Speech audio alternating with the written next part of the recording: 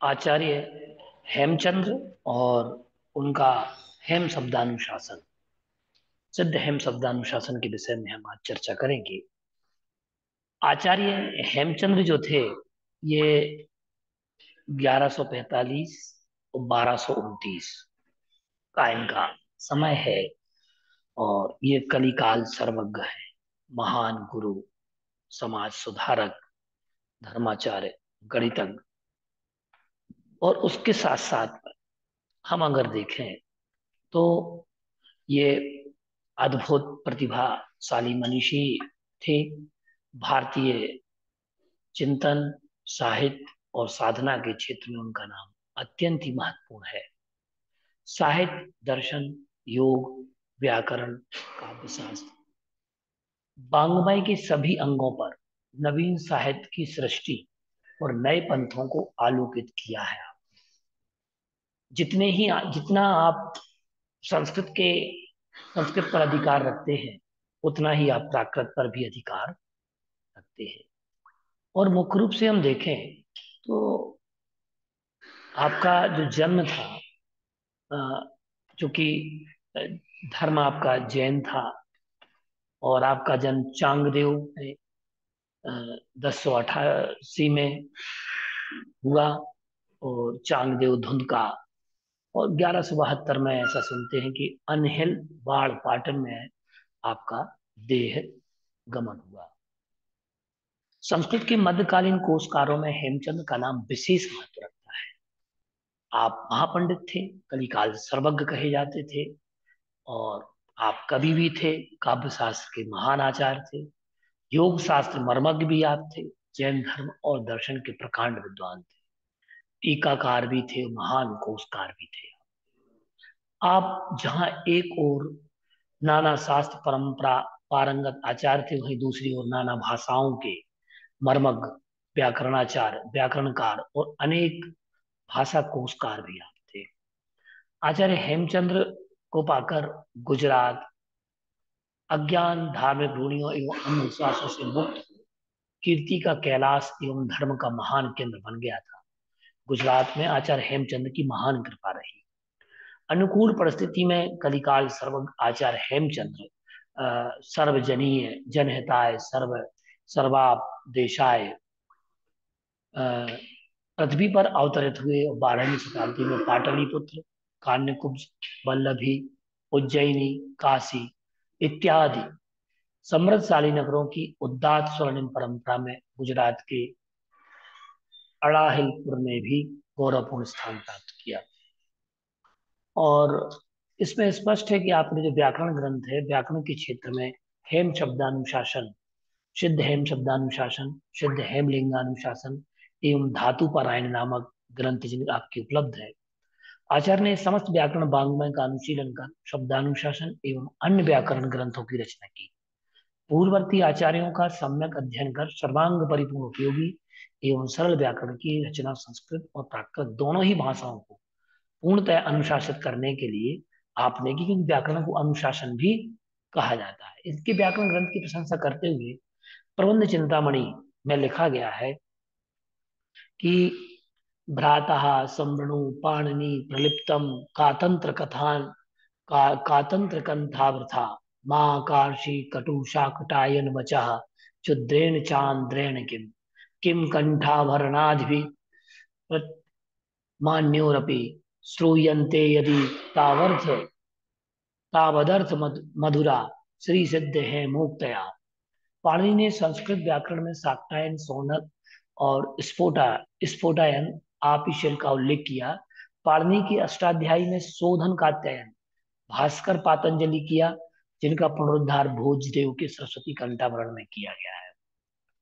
हेम व्याकरण में हेमचंद ने सिद्ध हेम शब्दानुशासन नामक नूतन पंचांग व्याकरण तैयार किया, जिसमें 5 अंग थे। मूल पाठ था, धातु पाठ है, गण पाठ है, उणादि प्रत्यय एवं लिंगानुशासन। इन 5 अंगों से यह व्याकरण परिपूर्ण है। सिद्ध हेम शब्दानुशासन राजा सिद्धराज जयसिंह की प्रेरणा से लिखा गया। इस ग्रंथ में 8 अध्याय, 3566 सूत्र, 8वां अध्याय प्राकृत व्याकरण से युक्त है। अर्थात ये देखा जाए कि जो व्याकरण है, इसके 7 अध्याय संस्कृत शब्दानुशासन पर हैं, तो 8वां अध्याय व्याकरण शब्दानुशासन पर है। 4 पाद हैं। प्रथम पाद में 271 सूत्र हैं, इसमें संधि, व्यंजनांत और शब्द, अनुस्वार, लिंग, विसर्ग, स्वर प्रत्यय, व्यंजन, व्यत्यय का विवेचन। द्वितीय पाद में 218 सूत्र हैं, जिसमें तद्धित, निपात और अव्ययों का निरूपण किया गया है। तृतीय पाद में 182 सूत्र हैं, जिनमें कारक, विभक्ति तथा क्रिया रचना संबंधी नियमों का कथन किया गया है। चौथे पाद में 448 सूत्र हैं। आरंभ के 259 सूत्रों में धात्वादेश और आगे क्रमशः सौरसेनी, मागधी, याच चूलिका, पैशाची और अपभ्रंश भाषाओं की विशेष प्रवृत्तियों का निरूपण किया गया है। अंतिम 2 सूत्रों में भी यह बतलाया गया कि प्राकृत में उक्त लक्षणों का व्यत्यय भी पाया जाता है, तथा जो बात वहां नहीं बतलाई उसे संस्कृत सिद्ध समझना चाहिए। सूत्रों के अतिरिक्त वृत्ति भी स्वयं हेम की भी लिखी हुई है, और इस वृत्ति में सूत्रगत लक्षणों की बड़ी विशदता से उदाहरण प्रस्तुत किया गया है। और आचार्य हेम ने प्राकृत शब्दों का अनुशासन संस्कृत शब्दों के रूपों को आदर्श मान करके किया है। हेम के मत में प्राकृत शब्द 3 प्रकार के हैं: तत्सम, तद्भव और देसी। तत्सम और देसी शब्दों को छोड़कर शेष तद्भव शब्दों का अनुशासन इस व्याकरण द्वारा किया गया है। और हम देखें, आचार्य हेम ने व्याकरण ग्रंथ पर 6000 श्लोक प्रमाण लघु वृत्ति, 18,000 श्लोक प्रमाण बृहद वृत्ति लिखी, और बृहद वृत्ति 7 अध्याय पर प्राप्त होती है, 8वें अध्याय पर नहीं। इस व्याकरण ग्रंथ को श्वेत छत्र सुशोभित 2 चमर के साथ चल समारोह हाथी पर निकाला गया। 300 लेखकों ने 300 प्रतियां शब्दानुशासन की लिखकर भिन्न भिन्न धर्माध्यक्षों को भेंट देने के अतिरिक्त देश विदेश, ईरान, सिंहल, नेपाल आदि भेजी गई। और तो इस प्रकार से हेम जो है संस्कृत के अंतिम महावैयाकरण थे। अपभ्रंश साहित्य की प्राचीन समृद्धि के संबंध में विद्वान उन पदों के स्तोत्र की खोज स्रोत की खोज में लग गए। 18,000 श्लोक प्रमाण बृहद वृत्ति पर भाष्य, कदिचित दुर्गा पदख्या व्याख्या लिखी गई, और इस भाष्य की हस्तलिपि जो है वह हस्तलिपि बर्लिन में है, जो मुख्य रूप से है। इसके अलावा आचार्य हेमचंद ने अनेक विषयों पर विविध प्रकार के काव्य रचे। अश्वघोष के समान हेमचंद्र सौदेशीय काव्य रचना में विश्वास रखते थे। इनका काव्य काव्य मानंदानाय काव्य आनंदाय न होकर काव्यम धर्म प्रचाराय था, प्रचार्य धर्म प्रचार्य। अश्वघोष और कालिदास के सहज एवं सरल शैली जैसी शैली नहीं थी, किंतु उनकी कविताओं में हृदय और मस्तिष्क का अपूर्व मिश्रण था। आचार्य हेमचंद्र के काव्य में संस्कृत बृहत्त्रयी के पांडित्य में चमत्कृत शैली, भट्टी के अनुसार व्याकरण का विवेचन, और अश्वघोष के अनुसार धर्म प्रचार एवं कल्हण के अनुसार इतिहास। आचार्य हेमचंद्र का पंडित कवियों में मूर्धन्य स्थान है। और संस्कृत स्तोत्र साहित्य में बीतराग स्तोत्र इनका महत्वपूर्ण स्थान रखता है। त्रिशष्टा शला का पुरुष एक पुराण काव्य है। व्याकरण, इतिहास और काव्य का तीनों का वाहक द्वयाश्रय काव्य अपूर्व है, और इस धर्माचार्य को साहित्य सम्राट कहने में अत्युक्ति नहीं होगी। जो द्वयाश्रय काव्य है, द्वयाश्रय नाम से ही स्पष्ट है, जिसमें 2 तथ्यों का संनिबंधन किया गया है। इसमें चालुक्य वंश के चरित्र के साथ साथ व्याकरण के सूत्रों के उदाहरण प्रस्तुत किए गए हैं। इसमें संदेह नहीं कि हेमचंद्र ने एक सर्वगुण संपन्न महाकाव्य में सूत्रों का संदर्भ लेकर अपनी विशिष्ट प्रतिभा का परिचय दिया। और इस महाकाव्य में 20 सर्ग हैं, 2888 श्लोक हैं। सृष्टि वर्णन, ऋतु वर्णन, रस वर्णन आदि महाकाव्य के सभी गुण विद्यमान है। आचार्य हेमचंद्र काव्य ग्रंथों में भी निष्णात आचार्य है। काव्यानुशासन ने उन्हें उच्च कोटि के काव्य शास्त्रकारों की श्रेणी में प्रतिष्ठित किया। पूर्वाचार्यों से बहुत कुछ लेकर परवर्ती विचारकों को चिंतन के लिए विपुल सामग्री प्रदान की। काव्यानुशासन का सूत्र, व्याख्या और सुधारण वृत्ति ऐसे 3 प्रमुख भाग हैं। सूत्रों की व्याख्या करने वाली व्याख्या अलंकार चूड़ामणि नाम प्रचलित है, और स्पष्ट करने के लिए विवेक नाम की वृत्ति लिखी गई। काव्यानुशासन 8 अध्याय में विभाजित है। 208 सूत्रों में काव्य शास्त्र के सारे विषयों का प्रतिपादन किया गया है। अलंकार चूड़ामणि में 807 उदाहरण प्रस्तुत किए गए। विवेक नाम की उस वृत्ति में 825 उदाहरण प्रस्तुत किए गए हैं। 50 कवियों के तथा 81 ग्रंथों के नामों का उल्लेख किया गया। काव्यानुशासन की जो मुख्य विशेषता रही, ये एक प्रकार का संग्रह ग्रंथ है। राजशेखर के काव्य मीमांसा, मन्मथ के काव्य प्रकाश, आनंदवर्धन के ध्वन्यालोक और अभिनव गुप्त के लोचन से पर्याप्त मात्रा में इस ग्रंथ में सामग्री ग्रहण की गई है। मौलिकता के विषय में हेमचंद का अपना स्वतंत्र मत है कि हेमचंद मत से कोई भी ग्रंथकार नई नई चीज नहीं लिखता। यद्यपि मम्मट का काव्य प्रकाश के साथ हेमचंद का काव्य अनुशासन बहुत सामान है। पर्याप्त स्थानों पर हेमचंद्र ने मम्मट का विरोध किया है। हेमचंद्राचार्य के अनुसार आनंद, यश एवं कांतातुल्य उपदेश ही काव्य के प्रयोजन हो सकते हैं। अर्थलाभ, व्यवहार, ज्ञान एवं अनिष्ट निवृत्ति अनिष्ट निवृत्ति हेमचंद के मतानुसार काव्य के प्रयोजन नहीं है। काव्यानुशासन से काव्य शास्त्र के पाठकों को समझने में सुलभता सुगमता होती है। मम्मट का काव्य प्रकाश विस्तृत है, सुव्यवस्थित है, पर सुगम नहीं है। अगणित टीकाएं होने पर भी मम्मट का काव्य प्रकाश दुर्गम ही रह जाता है। लेकिन काव्यानुशासन में इस दुर्गमता को अलंकार चूड़ामणि एवं विवेक के द्वारा सुगमता से परिणत किया गया है। काव्यानुशासन में स्पष्ट लिखते हैं कि वे अपना मत निर्धारण अभिनव गुप्त एवं भरत के आधार पर कर रहे हैं। सचमुच अन्य ग्रंथों और ग्रंथकारों के उद्धरण प्रस्तुत करते अपना स्वयं का स्वतंत्र मत, शैली, दृष्टिकोण से मौलिक है। ग्रंथ एवं ग्रंथकारों के नाम से संस्कृत साहित्य इतिहास पर प्रकाश पड़ता है। सभी स्तर के पाठक के लिए सर्वोत्कृष्ट पाठ्य पुस्तक है। विशेष ज्ञान की वृद्धि का अवसर दिया है। अतः आचार्य हेमचंद के काव्यानुशासन का अध्ययन करने के पश्चात फिर दूसरे ग्रंथों को पढ़ने की जरूरत नहीं है। संपूर्ण काव्य शास्त्र पर सुव्यवस्थित सुरचित प्रबंध है। कोश ग्रंथों की बात करें तो आचार्य हेमचंद ने संस्कृत में अनेक कोशों की रचना के साथ साथ प्राकृत अपभ्रंश कोश, देशी नाम माला में उन्होंने संपादित की। उन्होंने 4 कोशों की रचना की: अभिधान चिंतामणि माला, अनेकार्थ संग्रह, निघंटु शेष और देशी नाम माला। अभिधान चिंतामणि इनका प्रसिद्ध पर्यायवाची कोश है।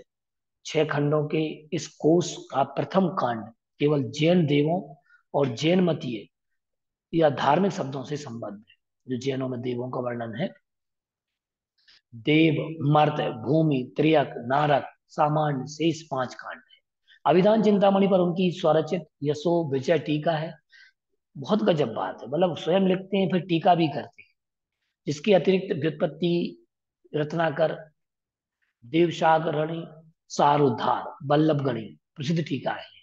और इनमें नाना छंदों 1542 श्लोक हैं नाना छंदों में। निघंटु शेष अभिधान चिंतामणि का एक पूरक ग्रंथ है और जिसमें वनस्पतियों से संबंधित शब्दों का संग्रह है। 6 कोश 6 खंडों में, यह कोश 6 खंडों में विभक्त है। दूसरा कोश इनका अनेकार्थ संग्रह है, जिसमें 1829 इसकी श्लोक संख्या है, 6 कांडों में विभक्त है और अंत में परिशिष्ट गत कांड अध्यायों में संबद्ध है। प्रत्येक कांड में 2 प्रकार की शब्द क्रम योजनाएं हैं, एक प्रथमाक्षरानुसारी और अंतिम अक्षरानुसारी, मतलब प्रथम अक्षर से पकड़ो या अंतिम अक्षर से। तो प्रथमाक्षरी है और अंत्याक्षरी है। देशी नाम माला प्राकृत का और अंशतः अपभ्रंश का भी शब्दकोश है और जिसका आधार पाई लच्छी नाम माला है। दार्शनिक ग्रंथों की बात करें, दार्शनिक दृष्टि से बात करें तो इनकी प्रमाण मीमांसा सामान्यतः जैन और हिंदू धर्म में कोई विशेष अंतर नहीं है। जैन धर्म वैदिक कर्म कांड के प्रतिबंध एवं उसकी हिंसा संबंधी विधानों को स्वीकार नहीं करता है।